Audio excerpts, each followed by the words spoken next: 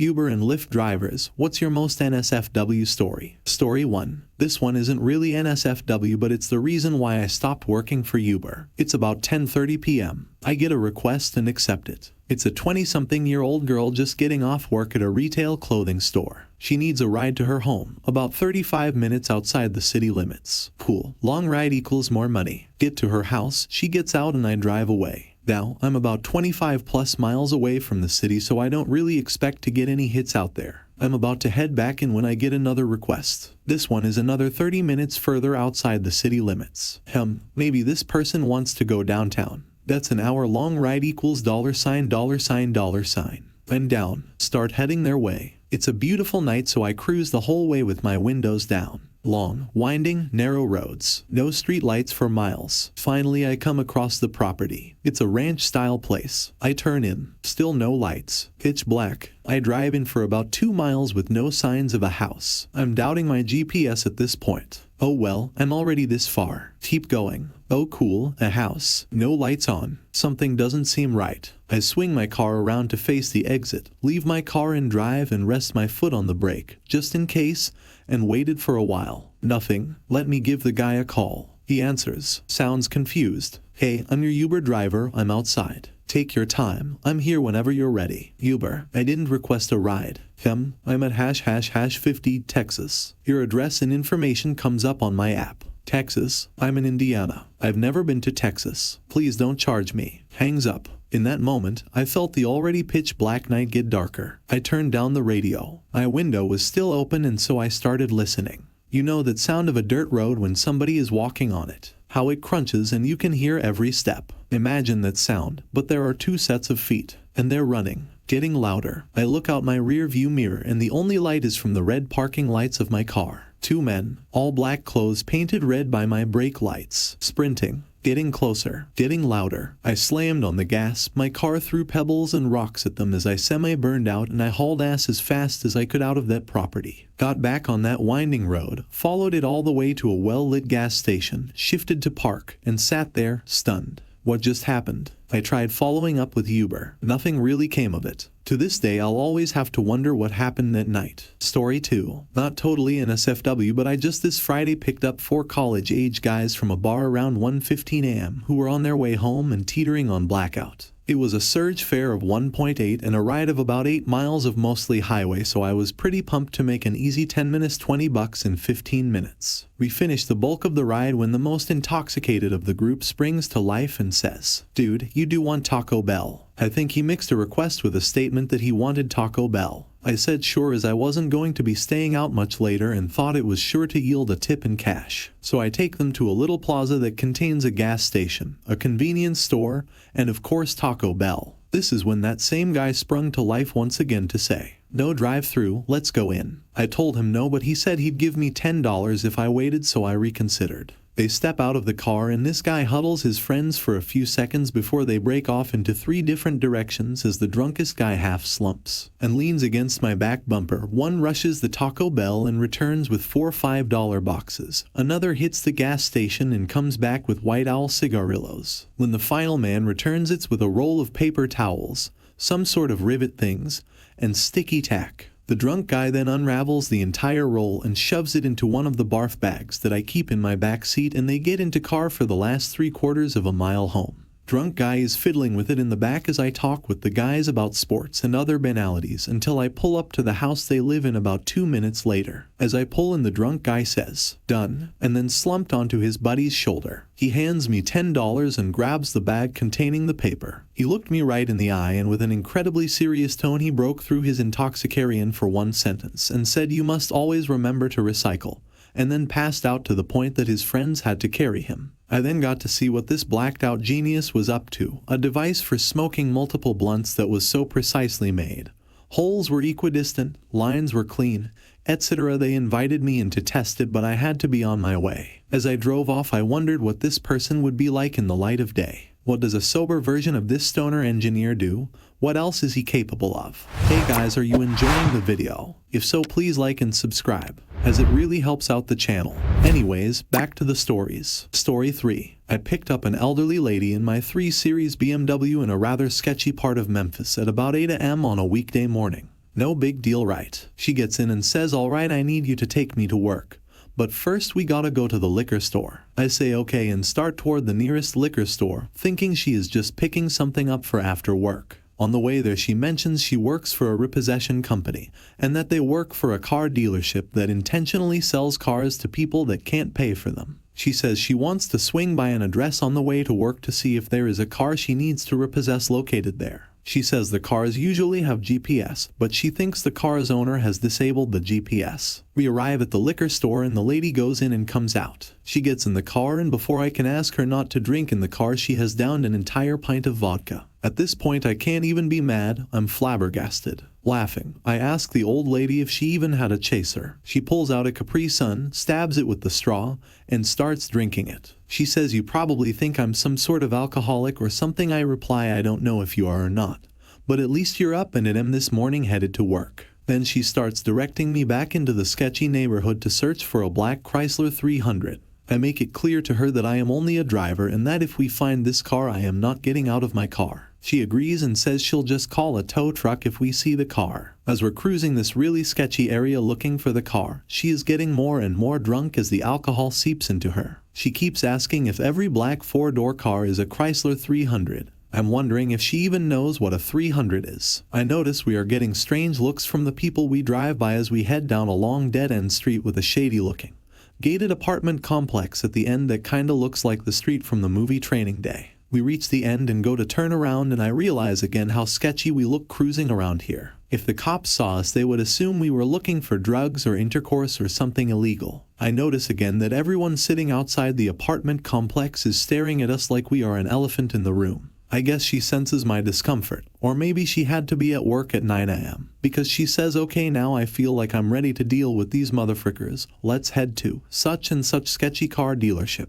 So we get close to the dealership and she says park over there and produces another pint of vodka and Capri Sun from her bag. She downs half the pint, mentions something about saving some for later, punches a straw in her Capri Sun, says time to go to work.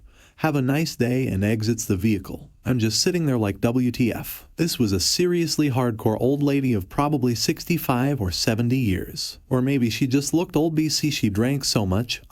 Was a pretty nice fare though, with all the driving around we did for an hour. I forgot the part about saving some for later. I edited the text above to include that part. So sorry to disappoint everyone. Old lady only drank 24 ounces of vodka in my car, not the full 32 ounces. Story 4. While I've had a few crazy rides, my buddies takes the cake. Around 1 a.m. on a Saturday he gets a ping that's at 200% surge near the bars. He picked up a well-dressed man who's sober and once he's in the car he asked to be taken to the casino. He was picked up in Dallas and the casino is in Oklahoma. Feeling bad he warned the guy, are you sure that's a 70-mile trip and you're on 200% surge? Guy says it's fine and he's happy my buddy is getting paid. They enjoy a nice trip and have some normal talk, and once they get to the casino my buddy ended the ride and netting himself $300. The guy then realizes he doesn't have a ride home so he makes a deal with my friend. Look, I'm gonna go gamble for a few hours if I give you $250 now, will you wait? And when I come back I'll give you another $150 for waiting and another $500 for the trip back. Buddy agrees and takes a nap until guy I'd done. Guy comes back and gives him the cash and they head back home. During the small talk the guy says, look, you've been great and seem like a stand-up guy. I want to throw another $500 your way if you let me suck your junk. This dude wanted to pay my friend $500 just to suck his junk. When you ask him what happened next he just laughs and says, well, rent was due and if the worst way to make $500 bucks is pretending a chick is blowing you then it's not so bad. Story 5. Not an Uber, Lyft driver, but I did drive for a taxi company. I had a fare where two drunk people who were making out in the back of my cab. This isn't unusual on its own. Happens quite often. Just gotta stop them before crap gets out of hand. Well, one of them decides to stop making out and says to me, don't tell anyone. Okay. Curious, I ask why. He responds, we are cousins and we don't want our family to find out. Then they went back to making out again. I didn't once think they could have possibly been cousins. Never saw either people before or after. Could have just kept his mouth shut and I'd never have known. Why would you disclose that information to a stranger? Story 6. There's a photo of this on Reddit that I posted and deleted when it happened, but I can't find it right now. Not me, but a friend who also drives in my city picked up this drunk girl on her bachelorette at 8 p.m. on a Saturday night. She was going like 4 blocks but was so drunk she passed out the second she sat down. He pulls off and about 30 seconds later she craps in her sleep. She's wearing very short shorts so it just falls out both sides. Being that she's passed the frick out, he drives her to her hotel anyway, with the windows down trying not to vomit. When he gets there, she kinda wakes up, and in the process of getting out manages to smear crap on his back seat, on the back of the front seat, on the inside roof, on the outside roof, and on the door. She says sorry, throws him $20 and disappears. Uber gives him $250 to clean his car, charged to the crapper. The next day he gets an email from Uber saying she called them all pissed off because why did she have to pay a soilage charge when she already gave him $20 to get the car cleaned. Story 7. I got the ping around 4:30 a.m. When I get to the address, I see this girl who looks startlingly like the actress that plays Ginny Weasley standing in the middle of the street waving, so I stop. Yup, she's my passenger, and she is so drunk, and carrying an enormous glass full of red wine. She asked if she could bring the wine in the car. I told her no because we'd both be arrested. She said okay, then I'll chug it. And she did. Okay, so she gets in my car and I drive her maybe 6 blocks away to a friend's place. Her friend hands her a grocery bag of miscellaneous crap. She tells me to drive her home. Or, wait, ugh, I don't want to go home. Just drive around until I figure out where I want to go. Sure, free money. I start driving circles while she drunkenly calls everyone in her phone. Unsurprisingly, no one answers, and she really doesn't want to go home, so we just keep going in circles. I've reminded her at least 3 times that this is costing her money. I have no problem with it, but are you absolutely sure? Yeah, no problem. Money doesn't matter right now. The conversation is one of the more hilarious and utterly weird I've experienced. Of course, she's so drunk that her speech is entirely slurred and I can't make a lot of it out. But I get enough to know that she's not only drunk, but she's been doing pot and cocaine and she's on the longest bender of her life, currently day 8. She was recently fired from her job at a marijuana dispensary and is in the process of suing them for wrongful termination. Her dad committed suicide when she was 4. She had like 3 friends die in various ways within the past few years. Something about being an AA but falling off the wagon. Her mom is so rich but doesn't want to give her second house to her own daughter. WTF. She never wants to marry because she has yet to meet a dude who is not a horrible person. But she happily did it with pretty much all of them. Has been pregnant twice and contracted who knows how many STIs. Really wants to work in forensics someday and start her own business. On and on and on. I don't mind listening. It's like having a primetime drama show unfold in my backseat that I'm getting paid to watch. Around 5:45, after over an hour of driving, she said that there's a bar she knows that opens at 7 a.m. If I'm okay with driving aimlessly until then, I assured her that I am. I can take her there. So another hour and 15 minutes of wandering later, I drop her off at the bar. She thanked me profusely, called me boo, and told me to have a good life. And to top it all off, she tipped me with an entire container of marijuana edibles. Story 8. I work for a company similar to Uber. Oftentimes you have to play therapist for drunk customers. They will lay out very personal details about their lives to you. One customer told me about how her ex-husband has been hospitalized several times due to complications from alcoholism,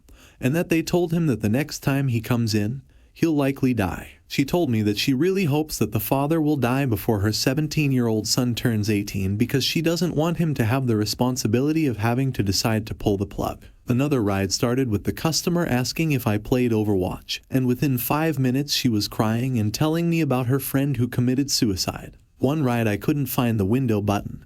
We drive the customers home in their own cars, so the customer reached over for it, very clearly moving her hand across my groin on the way. She also refused to sign her check unless she could write her number on my arm, and slapped my ass as I walked away. Another customer asked me for change, and I handed it to him as his other hand was on his junk, peeing in his front yard. Another customer, whose car interior was absolutely covered in cigarette ash and butts, told me about how her daughter recently got hooked on meth by her boyfriend, and how she hates black men because her black father left her as a child when he went to prison. I could go on. Edit. Sorry to break it to you all, but this service is in Fargo, ND, not Florida. Also, we drive the customer's car, are picked up by our partner in a follower car, and go to the next one. Story 9. Not exactly NSFW, but still a crazy experience that happened to my brother. He is a Lyft driver, and one day he was picking up our nurse from work and taking her home. She lived kind of far away, so they needed to take the freeway to get to it. They start shooting the crap, and my brother starts talking about how when he was a baby he had open heart surgery at the same hospital that she works in. Funny enough, this nurse has been in there during many open heart surgeries, so she knows a lot about them. She starts talking about them, and eventually goes into pretty graphic detail about how the surgery is done. Now, my brother has this problem where he passes out very easy while discussing or seeing medical procedures. He's done it 3 times before, once where he watched himself get an IV, once from seeing the pin in his toe after he had foot surgery, and once while they were discussing how to put a catheter in during EMT training.